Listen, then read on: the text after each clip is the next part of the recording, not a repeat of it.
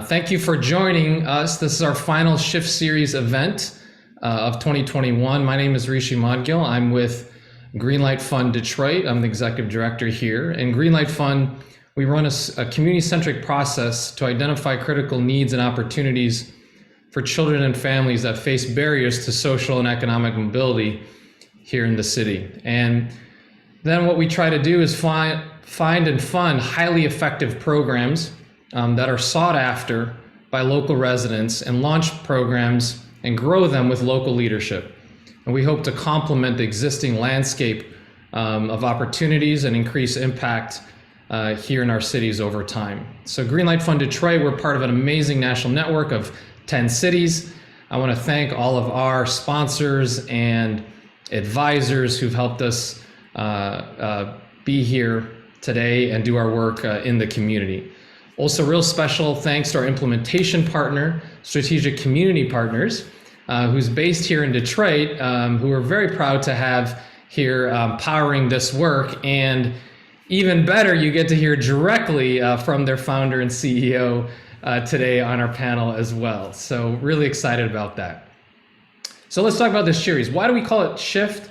Well, what we're trying to do is convene residents and leaders who are actively shifting their approaches, their tools, mindsets, and shifting power to achieve tangible results in our community. And so, like Greenlight Fund in our process, our virtual Shift series, along with SCP, is approaching timely and relevant issues through a racial equity lens. And we try to demonstrate the power of having collaborative, community-minded processes in order to make change back home. So we've had a couple other events this fall. Our previous Shift events series can be found online. They're both recorded. This session will also be recorded, and you can find it online at www.shiftdetroit.org. Those include both data and feedback to fight child poverty and lifting our education profession. So I recommend you checking them out and sending them on, as well as today's session. So a couple of rules and procedures for today. Again, as you're coming in, please jump in and say hello on our chat to everyone. So this is a moderator-led discussion. We're going to go until 5 o'clock with our moderator, and then in an extra 15 minutes. So we'll end at 5:15. We want that at least that last 15 minutes to be Q&A with the audience. So please stick around to the end and engage directly with our panelists. At any time, you can use the Q&A feature that's right at the bottom of your Zoom. So feel free to save or put up your question then, and we'll try to get to those again by the end of our session. Also, like we said a few times, you can use the Zoom chat for reactions. Click on that chat box at the bottom. Be sure to set it to everyone so everyone can see your chats and you can participate there. Finally, to view captions, you can find a live transcript by clicking that on the bottom of your Zoom panel, and then also sub-clicking show subtitle. All right, so let's move forward into our session and meet our panelists.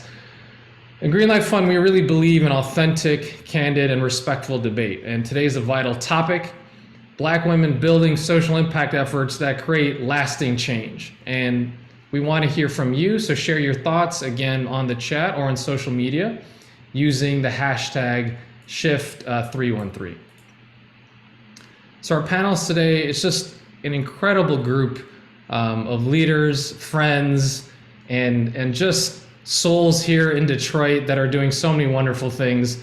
I'm not going to take too long to introduce them because you'll hear directly from them, but each one is uniquely growing and deepening their work in the city and beyond on behalf of our residents. So we're really pleased and honored to have Nina Hicks, who is the Detroit Director at the Center for Employment Opportunities, or CEO for short. We have the founder and CEO of Strategic Community Partners, Dr. Chanel Hampton. And we have Margaret Allen, who is the Detroit Executive Director for Urban Alliance. And finally, our moderator, who leads the Michigan Nonprofit Association as President and CEO, Donna Marie Brown. So we're going to start with you, Donna. You've been such an active champion of Greenlight Fund Detroit since we started, and we're honored that you're spending time with us in your last month here as the leader and CEO of Michigan Nonprofit Association. So a lot of special timing here. So glad we get to spend this hour and change with you. Let's just jump right into it, Donna. So, we've actually seen from local and national data that Black women are actually one of the, if not the leading group of entrepreneurs in America or in our local community, as well as in community building. And we've been very particular about our session title language here today. We've used some very buzzy words, right? So help us, Donna, after telling us a little bit about you, set the stage for us about what it means to, quote, scale, in social impact. Why that might be triggering, but really how Black women are leading the charge for a better tomorrow. I'll turn it over to you, Donna. Thank you, Rishi. And again, it is so wonderful to be in this space and really being able to have, as you shared, some of my last moments in Michigan with Greenlight Fund being one of those ways to kind of say farewell. I like to answer the question, who am I first? Because I think it's important there. I have a lot to say about scaling. So let me let me tell you, I've got something to say about that.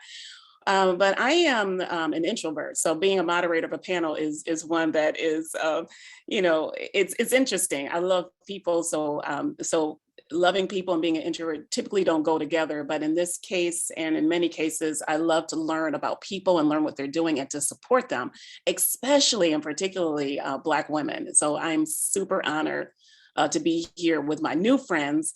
And I think you'll be amazed to hear about their stories. So I am a first in so many things, which is so interesting, like in this day and age. So I am, outside of being an introvert, I think I'm the only one in my family that's an introvert. Everyone's extrovert. So I'm a first introvert in my family. I'm also first generation college graduate. I went to a historically Black college and university. And so first generation to graduate from a 4-year institution. And at the ripe age of 55, I was the first person in my family to get my master's degree, which was super important to my family, super important to me as well, and maybe surprising to a lot of the folks that are joining us today.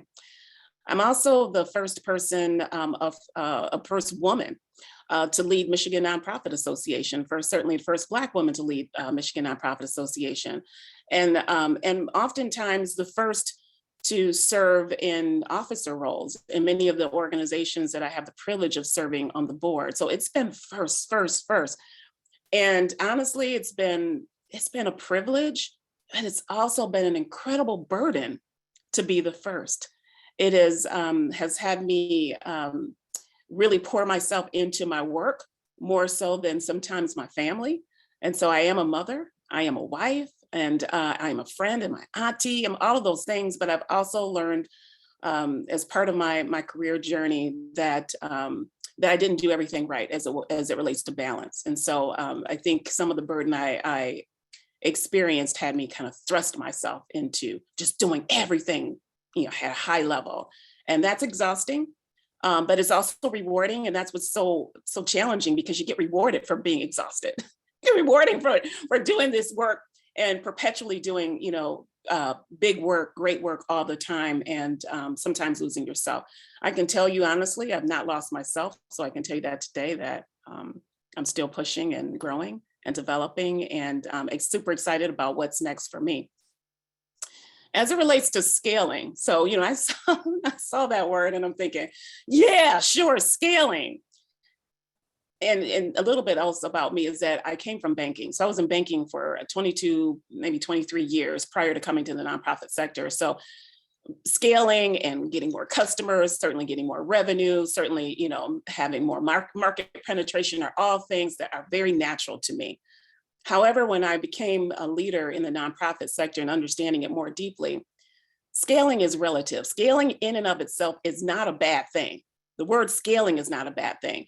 What can be tricky is that when you're thinking about Black people leading these organizations, Black women in particular, who don't necessarily have access to the resources the things that actually will help them scale, they're not in the scaling conversation the way that others could be in the conversation. The other thing is scaling for what? Scaling for what purpose? And is it better to go deeper than wider, or can you do both? And so I think that the conversation around scaling is way more dynamic than more money, more people, bigger, better. It's more nuanced than that. And so when we simply kind of throw those words out, scaling, I pause and say, wait a second, what are we talking about here? And who's not included in this ability to scale? And so that's what's triggering for me. So enough about me, because let me tell you, we have a great panel. And I want to start with, I'm going to ask each panelist the same thing as I share with you, who am I? I'm going to start with Nina. And Nina, as you learned, lead CEO. And I like to start with her to say, who are you, Nina? Like, I think people need to know that and understand who you are first before we start entering into a conversation about scaling and all the work pieces of it. So Nina, who are you?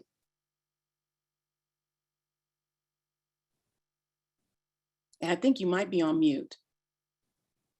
I need to learn like the one-on-one, right? So I'll start over, but thanks for, having me here this evening. But I think if I had to describe who I am, right, I think I exist in this like state of duality, right? Mm-hmm. And so, I'm like you, a first generation college graduate, went to Western Michigan University, so spent some time in KZoo for all my KZoo friends that are on the call today. And spent most of my professional career on this trajectory of like intense motivation to succeed, right? And so I think all the women on this call kind of live in that space, so here I was earning my bachelor's degree, my master's degree, my education specialist, working to kind of reset myself to get back down to Wayne State and finish out my doctorate degree. And so, spend a lot of time in my professional spaces, trying to lift and elevate myself as an African-American woman, which most of us do. And so, spent 27 years in an urban public school sector in leadership and administration and teaching and, doing some consulting and workforce development. And so, having this opportunity to lend my time and talents and leadership to the Center for Employment Opportunity has really been a great opportunity for me. Thanks to this special person that's on this call, Ms. Margaret Allen, I sit in this chair. And so, it has me in this space of reentry and social advocacy and, working to improve the lives of individuals who are returning home from incarceration. And so, not far from an educational realm, because some of those same types of, nuances in education fold over into, my work here at the Center for Center for Employment Opportunities, as the site director. And so, just excited about being part of this dialogue and lifting up, Black women, in these, predominant positions and spaces in the city of Detroit. But, when you talk about really who I am, I'm just a girl from the East Side. Yes. I'm just a plain girl, from the East Side. So some days I got some boss energy, some days I got my queen energy, and some days I got a little bit of both. And so, that's who I am. I love traveling. I love retail therapy at DSW for those who could connect with me on that. And folks who know me intimately know that's my favorite spot. But, just enjoying and engaging in this work at this level, both nationally, because our organization is a national organization, but most importantly, here locally, the impact that we have locally.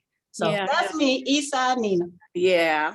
Okay, we'll talk about that another time. But well, Nina, tell me, you work with hundreds of those returning citizens, right? And you are partnering with so many different organizations. As you said, you're a national organization, you have local partners, you have all these things. And as you're building and making more impact, sometimes it's, when you think about the people that you're serving, many of them are people of color. And so as you're trying to grow and stretch and put this thing together and really improve the lives of those that are returning citizens, how do you adapt your approach so that it's equitable? Because you've got maybe sometimes competing interest, right? And maybe people don't see things the way that you see them or understand them. How do you adapt your approach so that you can actually scale, but do so and be impactful responsibly and equitably? How do you do that? So I think, as I dive into this question a little bit about equity and responsibility, for individuals that I serve, I think it's really important, for me to just kind of set just a wee bit of context for those folks that's joining us, right? Because my work here locally involves, like you said, some competing priorities and certainly an entanglement in that beast we call the criminal justice system, right? And so, because whether we recognize it or not, all of us on this call have been directly impacted or indirectly impacted, through a spouse, a father, yourself, your cousin, whatever, right? And so we know that 1 in 3 people who are returning from incarceration have, they definitely have a criminal record, right? And so what that means for me when I'm servicing individuals is that when people come to me, they're automatically locked out and subjected to 44,000 associated legal sanctions for what they can and what they cannot do, right? So when you talk about scale and all of those things and equity and responsibility, oftentimes, just having a justice involvement or a criminal conviction ends up being a lifelong barrier to employment. Mm-hmm.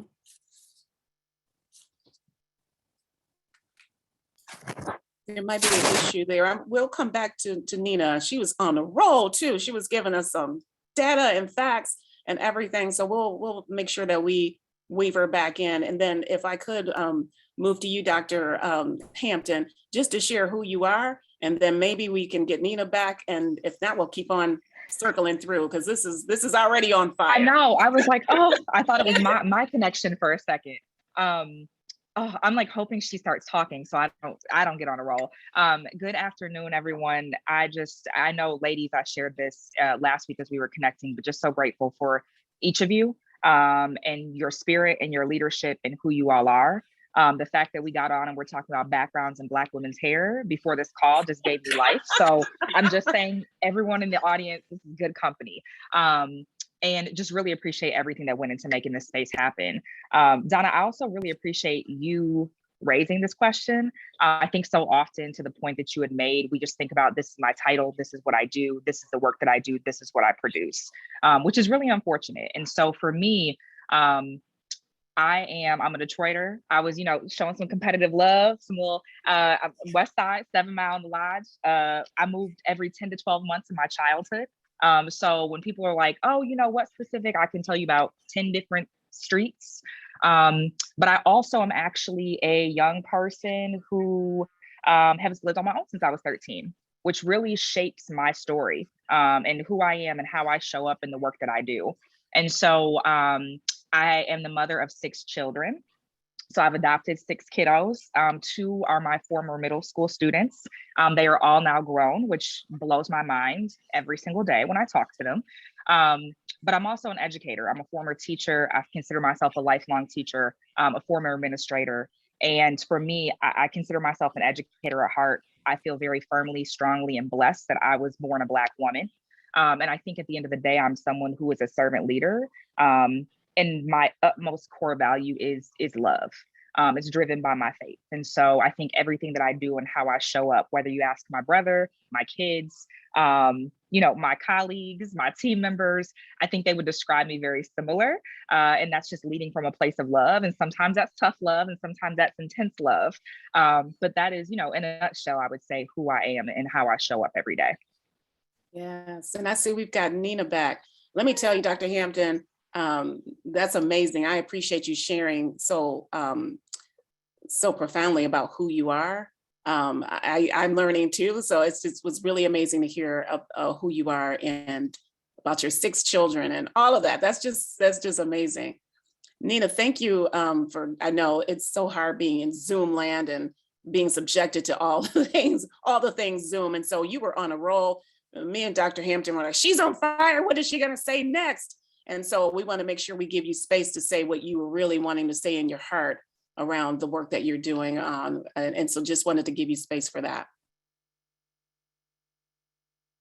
Well, thank you. And I'm sorry, the Zoom monster got me. So I do apologize for the abruptness of disappearing and doing the Houdini act. But just, kind of catching back up and catching everyone kind of back up to, what I was talking about is, when I talk about folks I service, right, the target market that I service and the individuals that I service, they're just as involved people, right? And so, when we look at the landscape just here in Michigan, particularly in Detroit, there are about 3,300 parolees that are released, right? And so the majority of those individuals are coming back to Detroit. And so, many of them are re-entering without resources, whether it's financial or otherwise. And so for me, that's where the Center for Employment Opportunity kind of comes into the picture, right? And so, we're able to provide some immediate and effective and comprehensive employment services for those individuals that are returning home from incarceration. And our vision is simply a vision of one thing. Everybody who wants to work, whether you have a criminal record or not, should be able to be prepared and supported through that process, right? And so, circling back kind of to what my approach is for serving participants from a lens of equity and responsibility, I have 3 basic tenets that I operate from every day, right? And so those are my professional tenets and my personal ones. That's support, it's advocacy, and it's redemption, right? And so, when you talk about from a standpoint of supporting individuals, I recognize that when people come to me, there are some programmatic things they're going to automatically get, right? So they're going to get exposed to job readiness, transitional work, vocational skills training, just all of that kind of stuff. And so, but realistically, a lot of our participants are returning home and they have no real familial relationships or supports. And so our organization becomes that for them. They become part of our CEO family and community. And we, most of the times, become part of theirs, right? And so I've gone to folks' weddings. We've had people, hey, Ed, I see you. We've had people that I had to get cars for, housing, just all kinds of things. And so, being part of a national organization, I find sometimes that there's this belief, right, that we aren't connected to the community, a whole lot.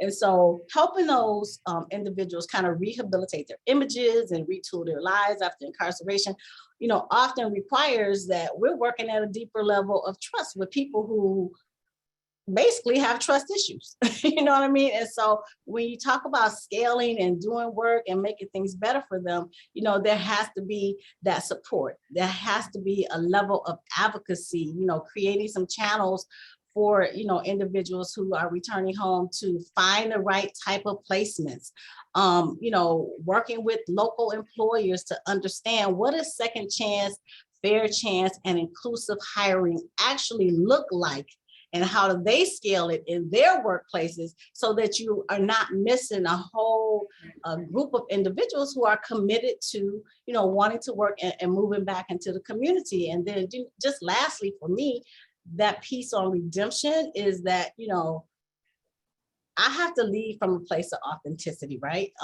Because I share a lived experience and I've been intimately involved, and I understand the social stigma of having a conviction and being justice involved. And so sometimes that term equity, it no longer applies to you, right? Because now you're in this different kind of space. And so, like I shared up front, there are 44,000 associated legal sanctions and collateral consequences that create barriers to job access. And so, let's like let that sink in for a minute. There are 44,000 things I cannot do.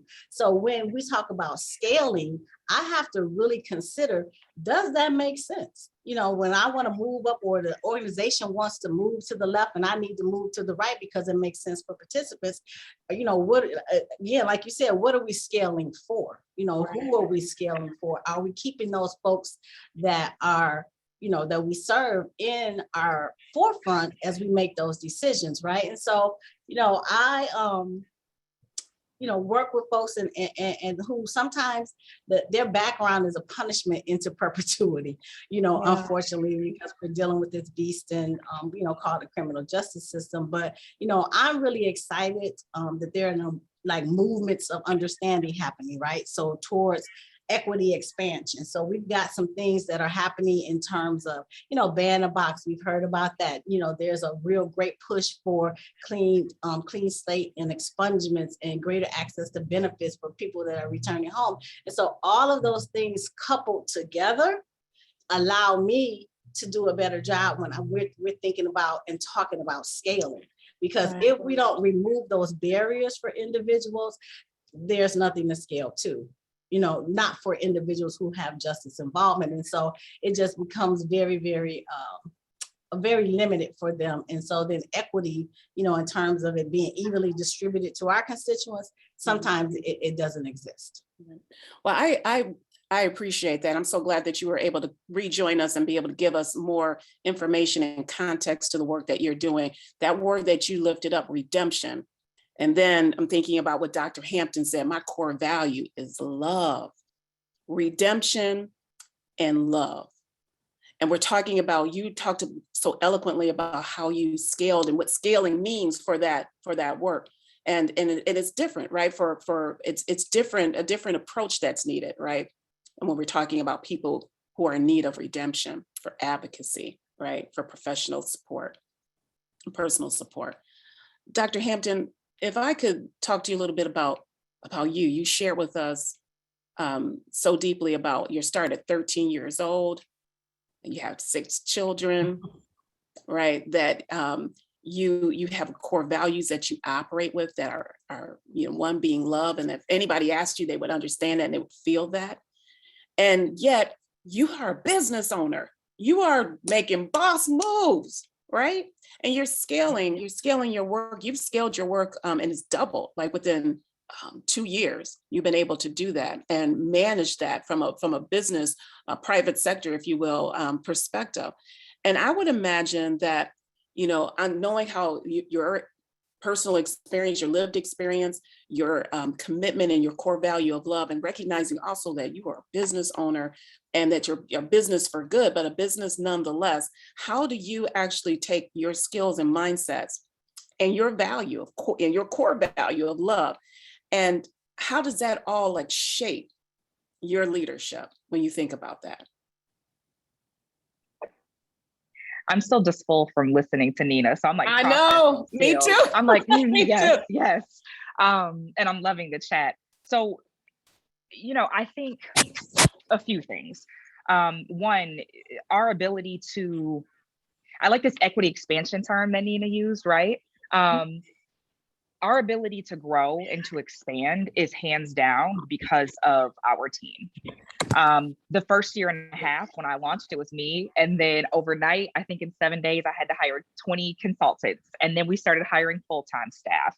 And today, we have several of our SCP colleagues on the call, many of which helped make this series happen. And that's the truth with our work, right? So yes, I did found the organization, but we have almost 15 full-time employees in Detroit and DC and St. Louis and Newark and Atlanta who are just as passionate. Many of us have lived the very lives of the very folks that we work every day alongside. And so it's personal, it is very personal for us. We also have about 40 consultants outside of our full-time staff that every day help us serve and lead. And so I will hands down say, I have to give hats off to our team. I think that, with us doubling our full-time staff over the last year, there were a couple things. As an organization, our core values, like we didn't put love as the core value, but our core values are passion, excellence, integrity, and equity. And while each of our team members has a very different life story, I can confidently and honestly say, you see that in every single team member. I have partners text me, call me every week, and they're like, I just need to tell you about Jenna. I just need like Alyssa. We just had a delivery today for like flowers from partners that went to 3 of our team members. And so I think there's something about how, yes, I show up and lead, but it's about how all of us show up and lead, right? And the reality is, if I'm being very honest with you, I think it's interesting, Donna, that you said, you know, like your core value is love and your lived experience, but yet you're a business owner. And my thinking is we should be the business owners. That's right. The reality is, if I could be 13 and figure out how to get a job under the table, God bless them, I won't out who they are. It was a really long time ago anyways, like decades ago. But I worked 60 to 80 hours a week while I was in high school, while I was in dual enrollment, while I was raising 3 kids at that time. And I had to convince people to literally put leases in their name, to put bills in their name. I had to front money to be like, I promise I'm good for it. Here's like almost like a security deposit on top of rent.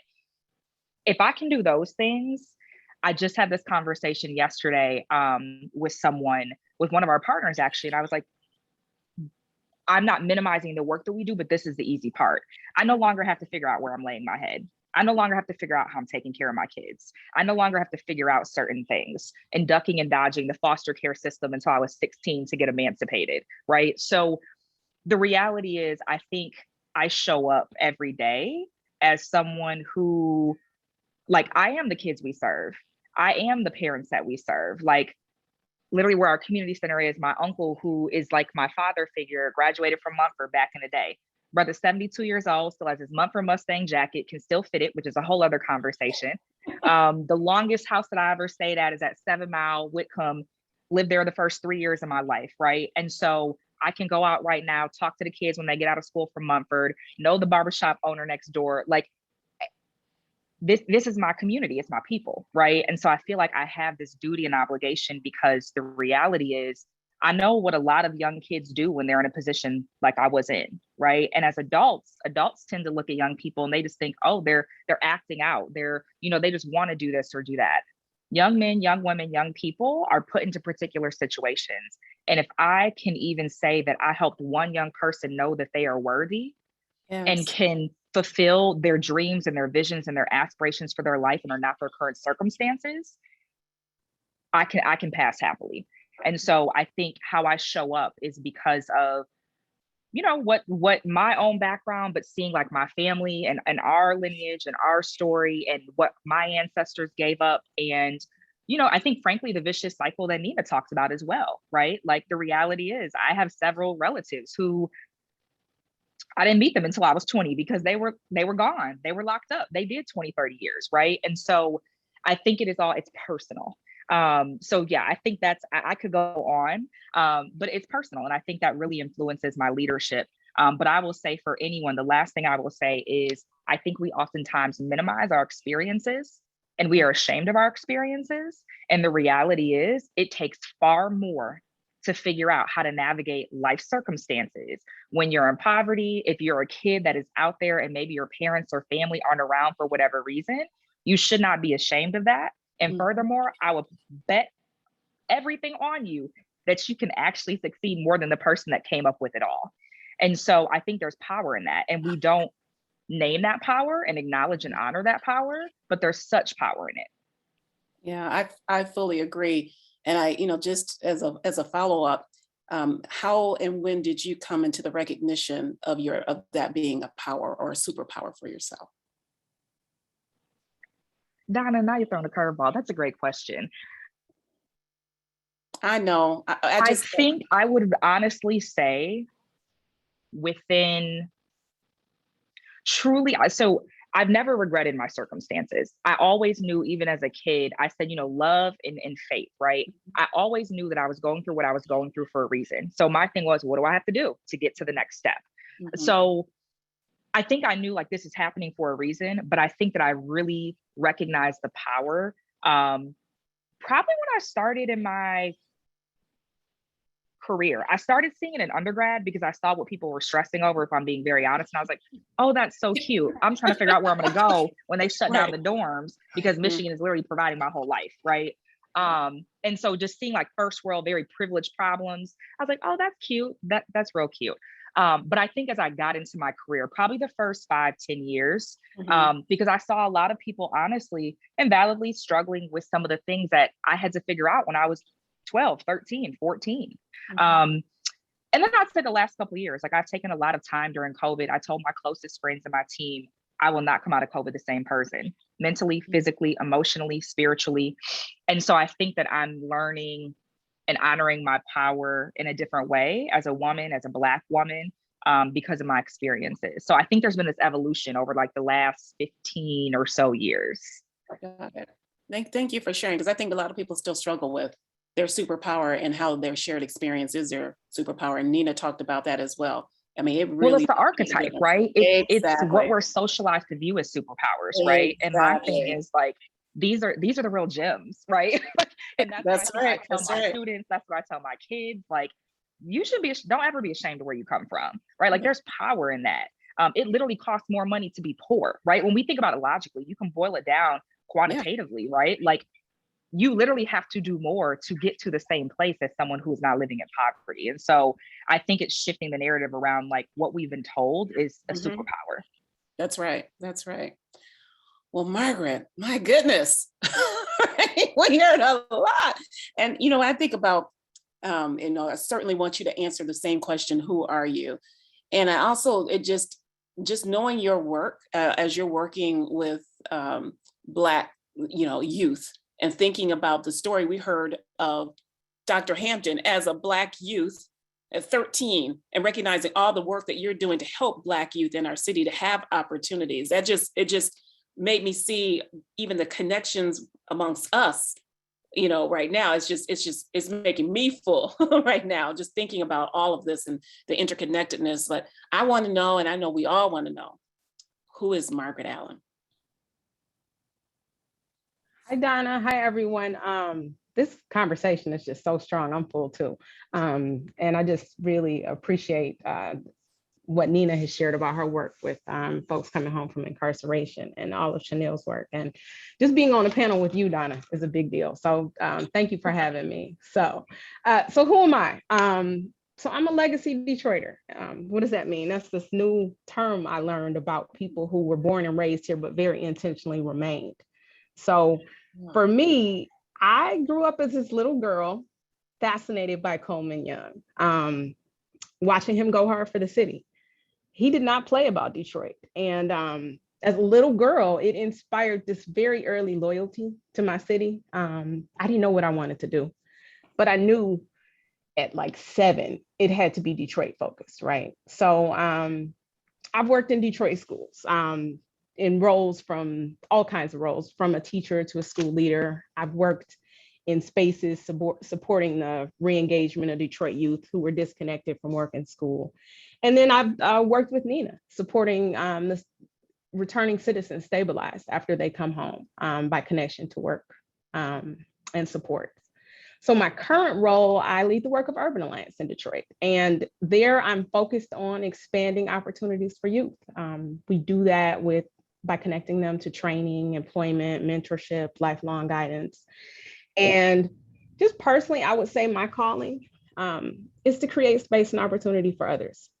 I want to be known as a resource maker, a connector, a bridge builder, right? Like Coleman Young, I go hard for Detroit. I'm the product of Detroit schools, always representing Cass Tech. I'm the daughter, granddaughter, and niece of some very fierce Black women. I'm a mother of two Black sons. I'm an AKA. I'm a Leo. I love astrology, cooking, and really just everything Detroit. But at the end of the day, I'm a Detroit Black girl. Just trying to make my grandma proud. So that's me. Yes.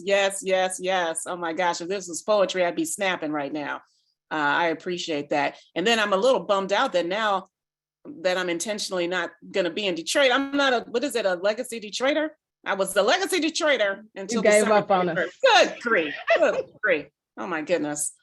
Thank you so much for sharing who you are. And you're such a dynamic person, all of you. And it's just great to get to know you. But I think it's so important for others to get to hear who you are, because sometimes people hold people on pedestals for a lot of different reasons. And it is really important for people to understand we are everyday people. You are everyday people. And you work really, really hard, and you're wonderful leaders. And you also are the Black girl that's trying to make her grandma proud, right? I think so. I really appreciate that. So tell me, when you think about the work that you're doing with Black youth, which is so utterly important, and we heard Dr. Hampton even share her own personal story that just really underscored how important, even more important, your work is, right? And so thinking about how you are working around major institutions, all caring about youth in many different ways or many different agendas and all of that, right? And they are also perhaps even champions of scale. I really want to know how you feel about the work. How can it best be scaled? Because see, other people have ideas and agendas about what scaling means, and maybe also want to fit you into this box of what it means, and don't recognize all that you know from your lived experience, as well as your desire and interest to do your work. You know what it takes. So tell me, how do you what's the best way, rather, that you think it is to scale the work that you're doing when you have so many others that are also in the space or supporting the space? Thank you. I think that's a real important question. Rishi, in his introduction, he talked about how sometimes the word scale can be triggering, right? Because it's like, why are we scaling? How are we scaling? Like, so Yes. there's so many questions. So in my current work, I lead the work of the Urban Alliance in Detroit. It's a national organization. It started in DC in '96, but expanded to Detroit in 2018. And the goal is always to scale the impact that is seen in other places, right? So in our work, we bring together school districts and employers. We provide a really deep touch training, support and work experience, and ultimately career pathways for high school students before they graduate. So Detroit Public Schools seniors are given a full semester of preparation for internship support, post-high school planning, and then they get to spend about 7 to 8 months in a paid work experience. So, in our work, our goal is to make sure that every student continues on into an upwardly mobile pathway. So it could be 2 or 4 year university. It could be training, the military. It could be an entry-level job, but we want to make sure that's at a livable wage. So this is what we'd like to see happen in Detroit. How can we make this happen, continue to make this happen? How can we scale it? So I would first highlight partnerships. So partnerships are vital.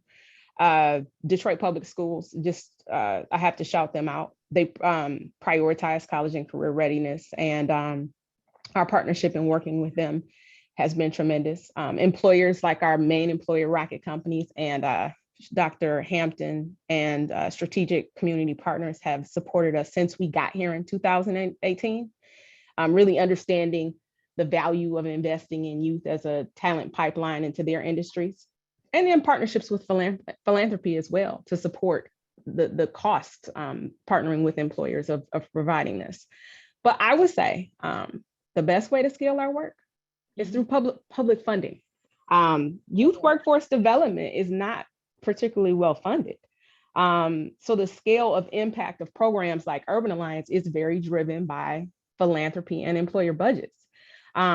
So a substantive work-based learning experience like we provide is often limited to a select few because of the costs. So in an ideal world, I'd love to see, public funding. So this is an niche experience for a few select youth. And just last point here, which is, I would say, super important coming from a Detroiter who still lives on 6 Mile, but has experienced scaling the national model in my city. Scale efforts have to remain flexible, right? They have to be driven by the community. It can't just be like an auto import of something that was done somewhere else. Detroit youth have unique needs. And so Urban Alliance's model in Detroit has to be willing to adjust to meet them. I say this all the time. We're not doing DC solutions for Detroit challenges. And when you're scaling, it has to be locally led, right? Chanel said something that I just love. I took a note. I am who we serve, right? So when say a national organization runs something past me, I'm gonna say, hold on, that's not Detroit, because I was that youth, because that youth is my son, that youth is next door to me. All of that runs through me because of my current, past, and continued lived experience as the people that we serve. So yeah, I mean, you said a lot here, and I'm hoping that people are really listening to what you're saying around the public funding. And it's just really interesting because we want to be in Detroit and Michigan, one of the best employers, and have everybody being able to have great jobs and great livelihood, but we're not investing in our future in a way that systematically will allow that to happen. And you're literally fighting against the wind in so many cases to make it happen. So I just want to acknowledge and yield to you, congratulations on this. And, it makes me think with all of you, with Nina, with Dr. Hampton, you, Margaret, you're working really hard against the odds. You started against the odds, you're working against the odds, and you're Black women. And as a Black woman, I understand many times that the way that we care for ourselves, and I'm interested in hearing from Dr. Hampton as well about what she did differently during the pandemic, that she said she was going to come out and be different in 3 different areas. But all of you, if you can talk about how you care for yourselves. You got, teams that are depending on you. You got youth depending on you. You've got returning citizens that are looking to you. You've got a lot of people who need you to be right where you are. How do you keep yourself whole? How do you keep yourself nourished and energized and healthy to do the work? And this is for any of you. I can start with Nina if she likes, and give some time for others to process their thoughts. Nina, what's your thoughts about that? So I have to speak again in my authenticity, right? I don't do that well. And it's just probably, we as African-American women, always, every day we're putting on our superhero cape, right? And this face of being a strong Black woman. And so, as you move through and serve people, whether it's your family, whether it's your participants, whether it's the youth, whoever, people draw on you, right? And so they draw on you because of sometimes your certain skill sets, they draw on you because of your contagious love factor that you exude. And so, I don't do it well. I haven't done it well in a long time. And so, what I have noticed for myself just through COVID is that I have to sometimes take myself off the wheel, right? I have to take myself off the wheel because I do need to re-energize. I do need to, clear my mind so that, I'm able to show up in the way that I am going to be beneficial for those folks that I serve. I'm going to be beneficial for my husband and my kitten Mitten, and so, all those things become competing priorities sometimes, as we are operating in our spaces as Black women. And so, I've got a lot of work to do in that, to just infuse a little humor. That is why I should own stock in DSW. But we got to check out your shoe game. Your shoe game must be really tight. My shoe game is tight, but that becomes an outlet for me, right? So it becomes the small things. It's not necessarily, that I need to do something elaborate to bring myself back into balance. It's the small things, a great pair of pumps. I'm rocking those tomorrow when I come to work. But, just even, taking a trip, right? So we kind of talked about that before. I like to plan trips to tropical and sunny and warm places. So Maldives, whenever this pandemic is over, that's where I'm coming. And so, we need to do better because that's very stressful for African-American women. We even when I was in education, you become a lot of things to everyone. Right. So you're the mom for students, you're the dad, you're a teacher, you're the doctor, all of those things. For returning citizens, it's the same thing. I've read, it's a funny story. I read the mail of one of our program participants for 1 full year. And it wasn't because he couldn't read, or there was a comprehension issue, he didn't trust, right? So we go right back to that. So, he felt comfortable with, having me read his mail, having me give him some direction and guidance about what a next step might look like when this kind of, this is happening for you in your life. And so, you just adapt, what I'm saying? We're kind of like Play-Doh, we just get molded and we get reshaped and we redesign ourselves to be what we can for people, that we serve and the people that we love in our life.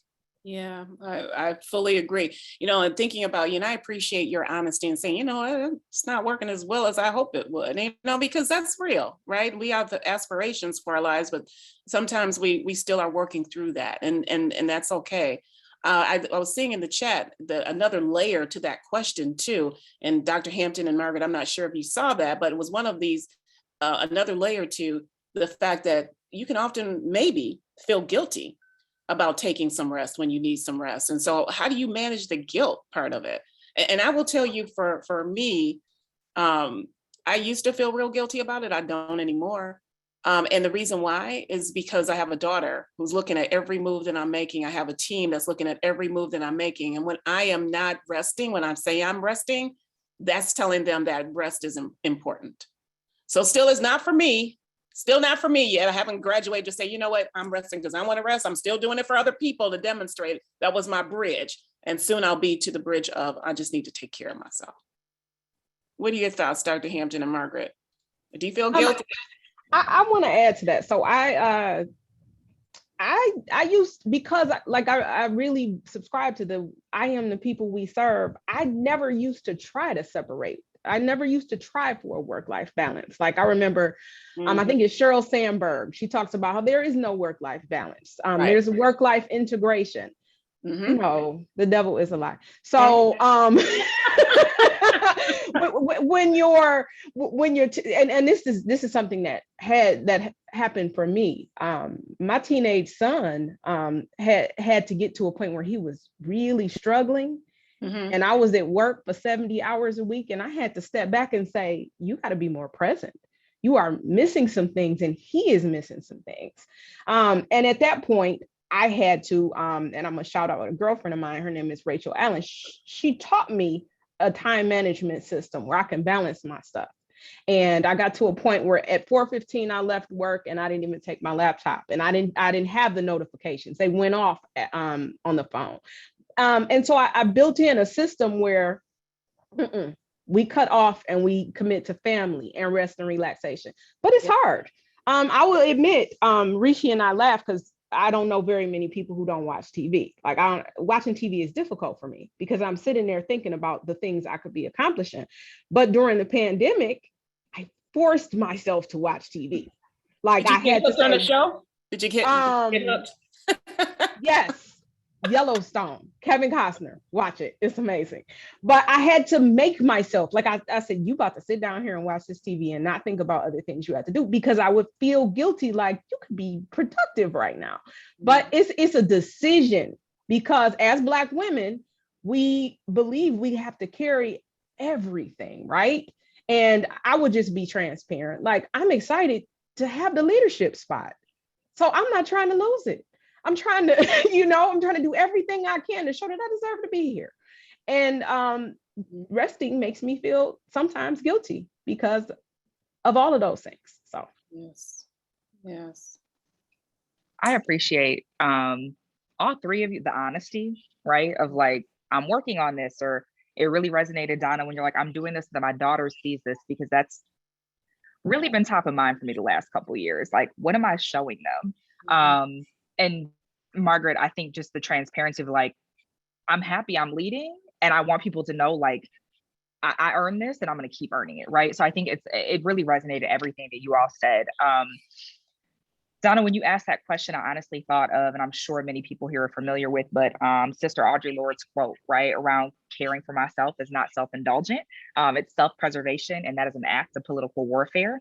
And I think that self-care, particularly for Black people and Black women, is revolutionary, because we have been socialized as women, and particularly as Black women, to do the exact opposite. And I shared a bit about my story. And so I've worked 80 hours a week since I was 13. So I have been unlearning. I can honestly say interestingly enough, since I launched SCP, I've really tried to be more intentional. And actually, I used to work 100 hours a week. So I traveled what a lot of people don't know is I managed a national team with 52 regions before I launched SCP. I worked 100 hours a week typically. I traveled 3.5 weeks a month for work. And so I've had to do a lot of unlearning, honestly, and I'm still doing a lot of unlearning because people laugh and like my team constantly, throws loving shade at me. But this is the least I've ever worked in my life, honestly. And you do feel guilty sometimes. You do feel like I could be doing more, or like, am I losing myself? And so I think there's something about, for me, I realized probably 4 or 5 years ago, I knew that I was worthy. Like I could tell you I am worthy. But what I did not realize was my worth was tied to what I could produce, whether it was work or do for other people. If I can't take care of my kids and my family, if I can't recruit 10,000 teachers, if I can't meet this goal, if I can't exceed this goal, I was beating myself up on the inside and no one knew it. Because I forgot who said it, but you put on that face, you show up, you put on the cape, you sound confident, and inside you're like, what the hell is happening? And so, sorry, y'all. Hope my kids are in here. I think, Donna, to your point, I'll just share very quickly a couple things that I started doing with COVID. So I thought I had been slowing down, and then COVID hit, and I was like, oh, I've been out here running around like a chicken with my head cut off, like going from breakfast meetings starting at 6, 7 in the morning through dinner meetings and getting home at 11 o'clock at night. And, my kids are grown now. So I just became an empty nester. So I was like, I'm out. Like, I'm going to work. I'm going to have this breakfast meeting, lunch meeting, dinner meeting, do this all, weekend commitments, community events. So I just started by actually, Margaret, as a kid, we didn't have TV and stuff. And so I actually was like, I'm going to watch Netflix. I started cooking again. I, honest to God, y'all, had not cooked in over 10 years. If I'm being honest, consistently, as much as I started cooking during COVID. And I started, it was a lot. This is the most I've ever put into personal relationships. So I had to apologize to many friends. And I was like, I am a crappy friend. I have not been present at all. Yep. And I literally had a friend say to me, Chanel, I know being your friend, I know what that means. And literally she said to me, she was like, you're out here changing the world. This is just what I signed up for. And I was like, this is sad. This is sad. This is sad that my friend knows you're not going to hear from me for 3 weeks when you text me. Yeah. And so I actually spent a lot of time investing in personal relationships. And this is the most that I have talked to, we'd have the little Zoom calls or phone calls, having people in your corner who you can talk to about personal issues, work issues. It is a game changer, a complete game changer. And then I just started investing in my own physical health. I worked 100 hours a week. I gained 100 pounds, no exaggeration.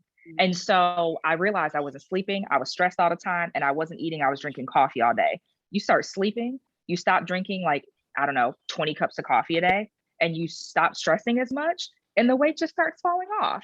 So, now I train every morning at 5:30 in the morning. Never been a morning person, but that is also possible because of my team. I will hands down say my family knows when I hire literally new people on the team because they're like, you're not working as much. What's going on? This is great. So I'm just putting those tidbits out. I'm more than happy to share more in the chat, but I will tell you, for anyone, whether you are a Black woman or otherwise, I would lie to myself and tell myself, it's not the lie, but it's personal for me, right? So that's why it fueled me, and I couldn't stop, and there was always more to do, right? But the reality is, if I'm dead in bed or dead and having health problems and mentally stressed because I'm running myself into the ground, I'm not good for anybody, right? And so I want to be here for the long term, right? Like Margaret said, I want to be in the game for the long term. I want to be in my community for the long term. That means I have to take care of Chanel. And if someone has a problem with that, they have a problem with that, right? Which you'll also notice when you start setting boundaries. It's real interesting, y'all. That's another conversation for another day. It is. I'll end right there, though. I fully agree. I really appreciate you. We are, rounding it out here, and I've got a couple more questions, just some general questions, and then I have some fun questions I want to ask you. So, Nina, and all of you too, if you can weave into your answers to how mentorship may have helped you. I think some of our submitted questions earlier talked about mentorship. So I don't think we've really touched on that just yet. But Nina, if you could talk about from a national organizations and large funders, they don't often have people that are diverse at the top of the organization. We know that, right? And I guess what I think would be helpful to understand from you is, what does that mean to you, especially in the work that you're doing? And then if in some way it makes sense that you could talk about anyone that you know that has mentored you as it relates to your work, that'd be helpful too. Well, yeah. So, we are clearly underrepresented at the top levels, right? So there are these disparities in leadership representation across, all kinds of organizational charts. And so what that really means for me is that there's just this urgent need for diversity, right? To be at the forefront of organizations and their leadership. And so, we're out here, we are, African-American women, we're educated, we're doing our own thing in our own right, but we also have to recognize in the organizations that we work for that there may be some implicit bias and some organizational practices that, impact hiring, at those types of levels. And so, as women of color, we definitely aspire to powerful positions with prestigious titles. And, there are abundance of us out there. And so, we are waiting to be noticed. We're waiting to be mentored. We're waiting to be chosen. And sometimes we're never selected. And so, for me, as I've been working to ascend to these different positions, right? You find yourself sometimes caught in this, what I call it, the career labyrinth, right? So it's this maze of things that we have to work through, or you get stuck on the career ladder, just trying to break through the ceiling, right? And so, what I've had to do is find folks in my life that, support me in what I want to do, and just really take my career trajectory and treat it more like a jungle gym, right? So, we moving in this opportunity, we looking for growth, we looking for impact, we looking for this mission, that we want to be a part of and attached to. And so we have to be agile. We got to be able to move sideways. We got to be able to move down. We got to be able to move on. And sometimes we just got to be able to move out, right? And so if we can't create access to those, opportunities and those roles in those top positions, we just got to create the access ourselves. And it goes back, it speaks just solely to what Dr. Hampton is doing, in her organization. We have to carve out and chase our own dreams through social entrepreneurship and innovation. And so, for me, those women that have been impactful in my life are not necessarily women who have always held high positions, right? It's women of knowledge, women of wisdom who give you those nuggets, as you're kind of moving through this labyrinth of life and say, hey, you might want to move a little bit like this, or you really don't want to do that because that could have this kind of impact, and I'll give her a shout out because she's on the panel, and she can send me a check later.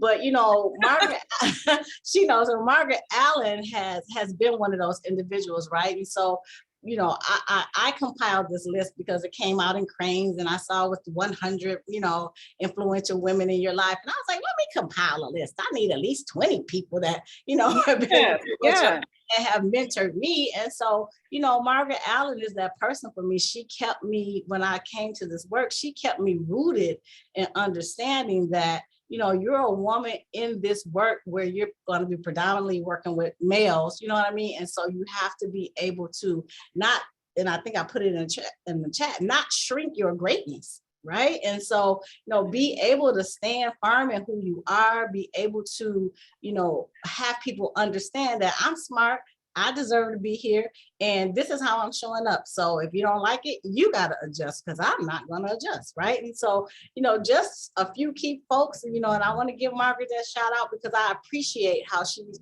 she helped mentor me into this line of work that I'm doing now. Wonderful. And she gave you a shout out in the chat too. So she Okay. said you're a mentor as well. And I personally, I love that. And Margaret, I actually want to turn to you too, because I know that as we were kind of convening before, you had some really, really powerful things to say around what it takes to really be able to support Black women businesses to grow and scale and lead. And I want you to get that out. And then Dr. Hammond, if you can think about what you want to get out too before we close, I think it's important to make sure that you have the things that you really wanted to share out into the universe. I want to address the mentorship piece and hand the business question to Chanel. I think Chanel had the business question, but first, thank you, Nina. I appreciate you highlighting me, but I want you to know that was reciprocal, right? So I work hard to be the mentor that I needed. I needed somebody to pull me to the side and say, you could have worded that differently, Margaret, because I'm a real straight shooter, right? And I didn't get a mentor until I was further along in my career. And now I'm like, oh my goodness, I had these lessons earlier, who knows, and I'm grateful for it. But there's a Toni Morrison quote, right? And every time I get a mentee, I give them a plaque with this on it. And it says, when you get these jobs that you've been so brilliantly trained for, your real job is, if you got some power, is to empower somebody else. And if you're free, it's to free somebody else, right? So I really, that really guides how I move. So Nina came to CEO, and she was a powerhouse. I was like, hey, can you teach me how to manage time? Because you're so, and manage this, you're so organized. Like, it was so much in her. She should have had my job, okay? So she says I was her mentor, but I was just highlighting what was already there, Yes. So I work to be the mentor I needed, and I surround myself with women so we can pour into each other like we're doing on this call, right? Yes. Whether officially and unofficially, you got to keep people around you who can keep it real and shoot straight and tell you when you're wrong and gas you up when you need it. You know what I mean? So yeah, that's just what I wanted to add it. But shout out to Nina, because Nina herself is a tremendous mentor. Thank you, Margaret. That's powerful. Thank you. Thank you for sharing that. Dr. Hampton, did you have something that you wanted to share to get out into the universe here that was important for you? I'm still just full again. Donna, I think you had shared, repeat the question that you wanted to pose to me, because I'm processing with. It was really about scaling. I think I used the word business, but it could be about organizations and just the ability, like what are the barriers that exist for Black women as they're trying to, and I know there's a ton of them. And really that was one of the, like a general question, but I'm really interested in, your heart is full. What do you want to share in this moment? I think is most important. Donna, I so appreciate you. I think right now I'm just so grateful for each of you. I think as Black women leading, people will maybe support us and praise us in private. They will sometimes encourage you in public, but we often don't get our flowers. And I know that none of us in this conversation do this for the credit, but there's something to be said when you're in a space with other Black women and other people, and it is positive and affirming, and you can be honest about, yo, I struggle with this, right? Like, this is my experience, right? Margaret, I think about when you said, I am the mentor that I wish I had, right? And so I think we are all doing that in some way, but I think for everyone in the audience, I will also say, I feel very honored and privileged to be part of this panel. And I know that many people look at us like, oh, these are Black women like leading social impact efforts and doing great work. But we struggle too. We cannot and should not be super women all the time. Don't just bring the problems to us. Don't just bring the challenges to us. Don't just pull us to the side when you need to give us constructive criticism. Yes. So just as we pour out love, we need that same love. And we probably won't tell you because of the way that the world has socialized us. Yes. But I think there's something about the weight, the burden, the world that Black women carry on their shoulders. And we do it damn well. So you don't know how much is on our shoulders, but like, we need love too. We need support too. We need someone to help us figure it out. Like, half the time we don't know. We're just making it up.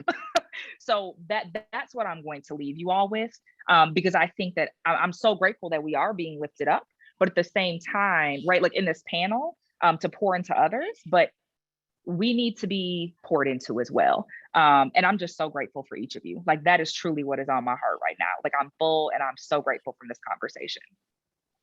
Thank you. So we're running out of time here. I know Rishi's going to come up, but just put in the chat, are you an East Sider or a West Sider? I think I know what Nina is. And so we'll end with that. And I just want to say I am so full, and thank you for allowing me to be able to ask you questions and for you to respond so vulnerably. I mean, you were vulnerable and you were succinct and you were inspiring and all of those things. And I'm just honored. I really, really am to be able to have this virtual space with all of you. So thank you. Rishi, will invite you back. There you are. Thank you. It got dark out here in the D in early December. Thank you guys. I'm not going to pretend like I have anything better to add. Appreciate everyone for joining us today. We'll add a recording to our website and email this out to everyone. Thank you, our participants. And thank you so much to our panel for being who you are and helping us continue being ourselves and doing what we need to do. So if our panelists can stick around for a second, thank you to everyone else, and have a safe holiday season.